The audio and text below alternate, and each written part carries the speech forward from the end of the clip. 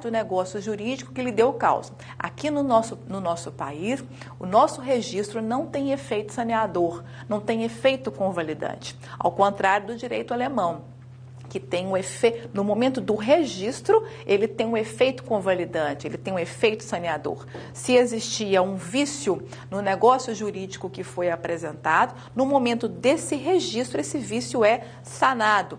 Tá? Esse efeito convalidante ali. Isso não acontece aqui no Brasil, tá certo? Então, a nossa presunção dos atos, da autenticidade desses atos, né? Ela é uma presunção relativa, ou seja, admite aí uma ação para cancelar aquele registro, uma ação judicial, né? Através de uma ordem judicial para cancelar aquele registro, cancelar aquela verbação. Princípio geral da publicidade, assegura o conhecimento de todos sobre o conteúdo dos registros, né? E garante essa oponibilidade contra terceiros.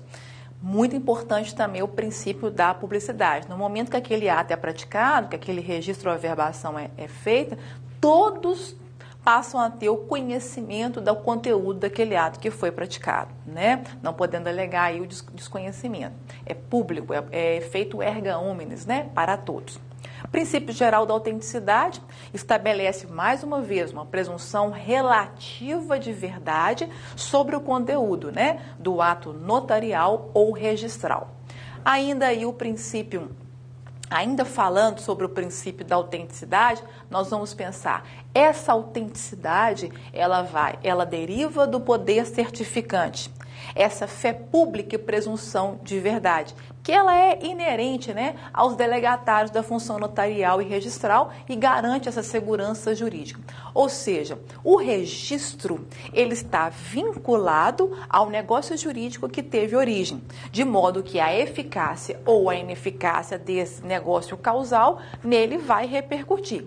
Resumindo, nulo o negócio jurídico, deverá ser anulado o registro. Está aí no artigo 216 da Lei de Registros Públicos.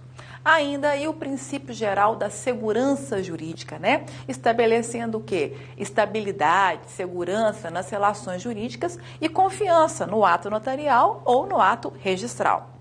Princípio geral da eficácia dos atos. Assegura a produção dos efeitos jurídicos decorrentes dos atos, notarial ou registral.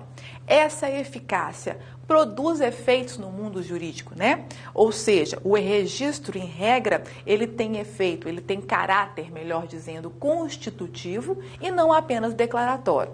Mais uma vez, a presunção relativa de eficácia. O registro está vinculado ao negócio jurídico que teve origem, de modo que a eficácia ou a ineficácia desse negócio causal nele repercute. Mais uma vez, repito aos senhores, qual a conclusão que a gente chega? Que o registro não tem efeito saneador, que o registro não tem efeito convalidante. Princípio geral da oficialidade. A submeter à validade do ato notarial ou registral a condição dele ter sido praticado por um agente legitimamente investido naquela função. Muito tranquilo, né? Princípio da reserva da iniciativa, rogação ou instância. Fiquem sempre atentos aos sinônimos toda vez que estiver estudando, tá certo? Quando eu falo do princípio da iniciativa, também é o princípio da rogação, também é o princípio da instância.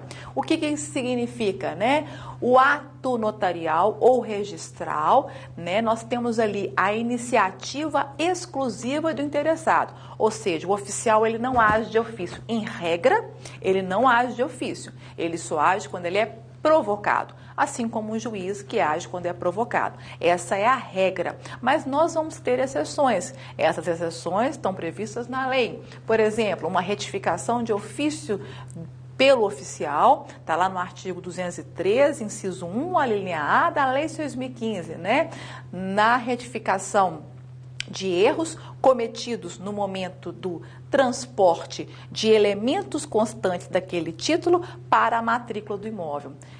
Exemplifico, uma escritura pública de compra e venda. A Daniela está adquirindo aquele imóvel. Meu CPF constou lá. Então, nós vamos fazer o quê? Nós qualificamos esse título, o título está apto para registro, então eu vou transportar elementos desse título, né, para o ato que eu vou praticar na matrícula. Então, vou transportar o título que foi apresentado, escritura pública de compra e venda, livro, folhas, data, quem é o vendedor, né? E quem é adquirente. Lancei lá a Daniela, qualifiquei a Daniela e lancei o CPF. Quando eu fui copiar, né, vamos falar assim, o CPF da Daniela, da escritura de compra e venda que foi apresentada, eu, oficial, copiei errado. Então, erro no momento de transportar elementos do título para a matrícula. Esse é um erro aqui que a lei facultou essa possibilidade do oficial de ofício, sem requerimento, sem provocação do interessado, retificar esse erro na sua matrícula do ato que foi praticado.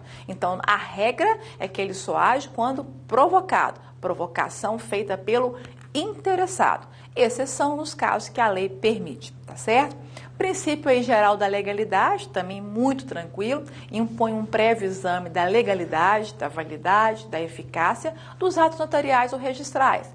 Qual que é o objetivo? A fim de obstar a lavratura ou registro de atos inválidos, ineficazes ou imperfeitos, né? Ou seja, todos devem se submeter à legalidade, que resulta do cumprimento das obrigações que assumam nos contratos, nos negócios imobiliários que eles celebraram, né? Incumbe ao oficial do registro de imóveis impedir o registro de dos títulos que não satisfaçam os requisitos exigidos pela legislação, quer sejam consubstanciados em instrumento público, particular ou judicial. Então, qual conclusão nós chegamos? Face ao princípio da legalidade. Nós temos requisitos obrigatórios que devem constar na elaboração de todos os títulos, repito, particulares, públicos, particulares com força de instrumento público e os títulos judiciais também estão sujeitos a essa qualificação, que nada mais é que a verificação feita pelo oficial do RI ou pelo seu preposto, que no momento da elaboração daquele título foi verificado todos os requisitos legais, ok? A fase de qualificação desses títulos, ela vai se realizar entre a protocolização do título e o seu respectivo registro, não é isso? E vai compreender o exame dos caracteres extrínsecos do título e a observação à legislação e aí aos princípios registrais. Está lá no artigo 765 do Código de Normas. Muito bem. Agora a gente vai conversar um pouquinho sobre os princípios específicos da atividade registral. Então, fiquem atentos nas questões quando estiver tratando dos princípios gerais, que acabamos de estudar, e quando estiverem tratando dos princípios específicos. Vem lá estipulado para nós no Código de Normas. Primeiro princípio que consta lá no Código de Normas como específico da atividade registral é o princípio da obrigatoriedade. Impõe o registro dos atos previstos em lei, né? Mesmo que não existem prazos ou sanções pelo seu descumprimento. Olha que interessante, impõe o registro dos atos previstos em lei, mas não tem prazo nem sanção pelo seu descumprimento. Ok, na letra fria da lei aí não tem nenhuma sanção, mas na prática, no dia a dia, nós podemos ter sim uma penalidade. A gente sabe que aquele que protocola o seu título, né, regra geral, o protocolo vale 30 dias, falo isso porque na regularização fundiária o protocolo vale 60 dias, né, mas vamos trabalhar com o protocolo regra geral aí de validade de 30 dias. Então, no momento em que aquele título é pré-notado no livro 1 de protocolo, eu tenho a prioridade, eu tenho a preferência ali do direito real. Muito bem, se eu não apresento o meu título, uma pessoa me vendeu um imóvel, foi lavrar a escritura pública de compra e venda e eu guardei a escritura de compra e venda debaixo do colchão. Acreditei que a escritura de compra e venda já era o meu título, já era meu título de propriedade. E nós sabemos que não, né? A propriedade só se transmite com o registro. Artigo 1245 ou 1247 ali do Código Civil. Assim também é com a garantia. A garantia só é dada no momento do registro, seja garantia fiduciária, garantia hipotecária, etc. Então, é no momento do registro que eu transfiro a propriedade, é no momento do registro que a garantia está concretizada. Muito bem, uma pessoa alienou o mesmo imóvel para duas pessoas, para mim e para o Joãozinho lá. O Joãozinho foi diligente, ele sabia que a escritura não transferia a propriedade dele, ele comparece ao cartório, o cartório protocola o título dele. Então, ele tem a prioridade, a preferência do direito real.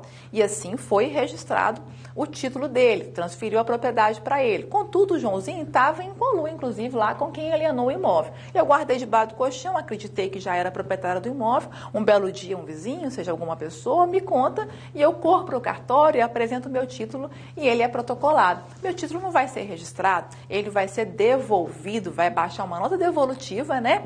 Que não dá a impossibilidade de ser feito aquele registro, porque o imóvel já foi transferido. Ok, eu tenho as ações que eu vou poder ajuizar se ainda tiver em tempo hábil, né? Se não tiver